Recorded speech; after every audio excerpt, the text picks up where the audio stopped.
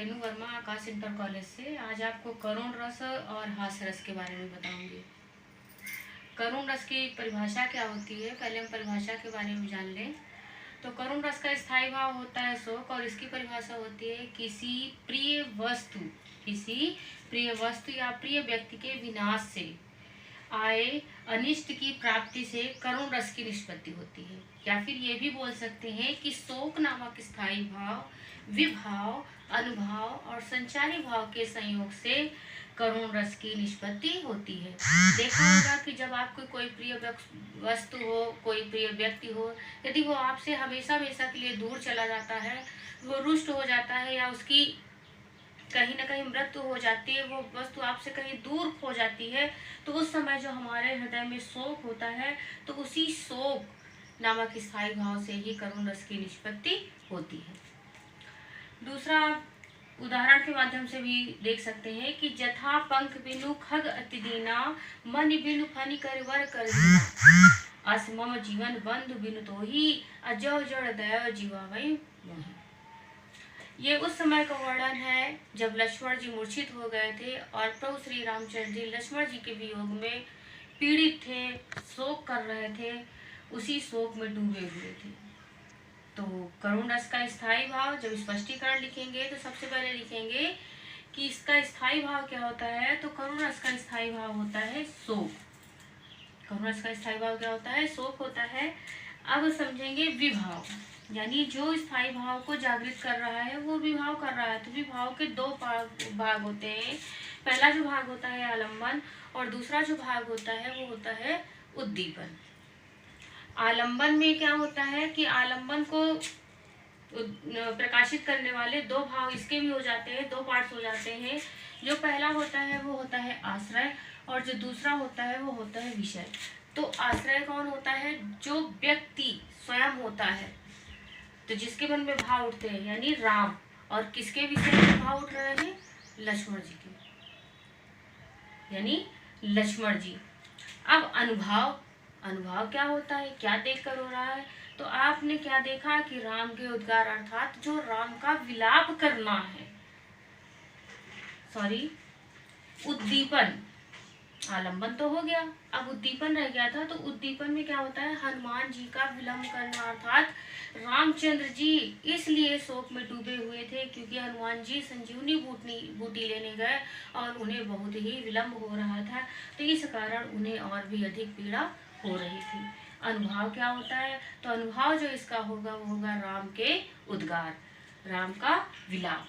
और इसका जो संचारी भाव होगा, तो इसका संचारी भाव होगा, अर्थात जो भाव थोड़ी थोड़ी देर में उत्पन्न हो रहे थे वो भाव थे दैन, चिंता, व्याकुलता, स्मृति।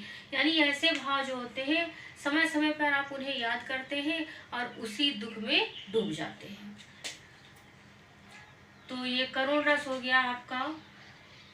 नेक्स्ट आपका रस होगा हास्य रस। हास्य रस में क्या होता है?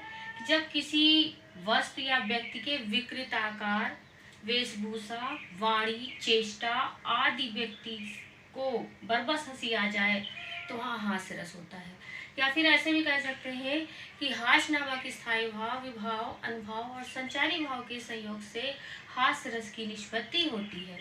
आप बैठे हैं, अचानक से कोई जा रहा है, आपके सामने से गिर गया और बरबस ही आपको अचानक ही आपको बहुत तेज तेज हंसी आएगी। अब आप हंसी आएगी तो क्या करेंगे? रोक नहीं पाएंगे, और बार बार उसी बात को जितने बार आप याद करेंगे उतने बार आपको हंसी आ जाती है।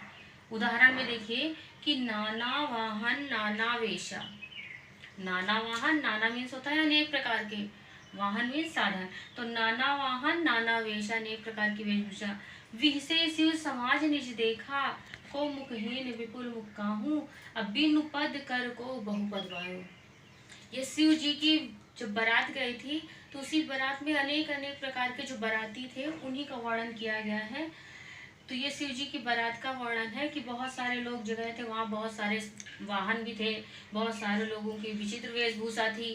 कुछ लोग उन ऐसे समाज को जब देखा तो उनमें थे कि कुछ लोग तो ऐसे थे कि जिनके मुख ही नहीं था, कुछ लोग तो ऐसे गए थे बारात में कि जिनके बहुत सारे मुख थे, किसी के कोई हाथ ही नहीं था, किसी के बहुत सारे हाथ थे, किसी के पैर नहीं था तो किसी के बहुत सारे पैर थे। तो ऐसे समाज को जिस लोगों ने देखा वो बरबस ही उनको हंसी आ गई।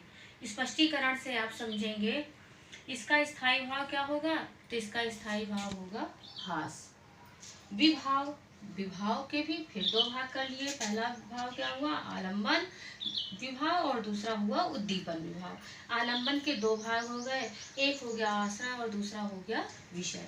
तो आश्रय किसकी बात हो रही है, शिव जी की बात हो गई, तो शिव जी आश्रय हो गए। और विषय उनका क्या है, तो शिव समाज उनका विषय है। और उद्दीपन क्या है, कि कौन सा भाव जो है विभाव को उद्दीप्त कर रहा है। तो जो विचित्र लोग गए थे, विचित्र प्राणी गए थे, तो उन्हीं की वेशभूषा जो है वो उद्दीपन का कार्य कर रही थी। अनुभाव क्या हो रहा था, तो अनुभाव जो हो रहा था शिव जी का हंसना।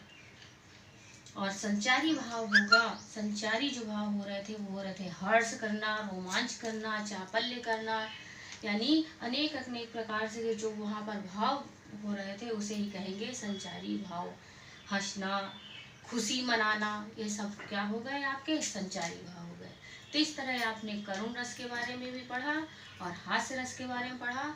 ये दोनों ही रस आपको पढ़ने हैं, याद करने हैं और आपको अपनी कॉपी में लिखने हैं। Thank you.